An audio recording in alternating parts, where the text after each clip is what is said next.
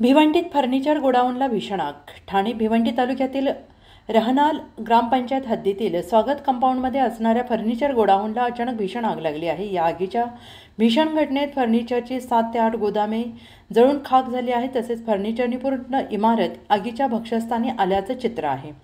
दरम्यान या आगीतील धुराचे लोळ 15 ते 20 किलोमीटर अंतरावरूनही पाहिले जात आहेत. आगीच्या आसपास रहिवासी परिसर असल्याने सगळ्यांना सुरक्षित स्थळी हलवण्यात आलं आहे.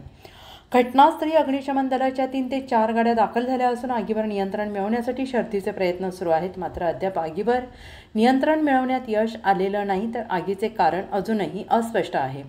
आगीवर नियंत्रण मिळवण्यासाठी अजूनही किती वेळ लागेल हे सांगता येत नाही. तर फर्निचर गोदामाच्या शेजारी कापडाचं मोठं गोदाम असून त्यालाही आग लागण्याची शक्यता बळावली आहे.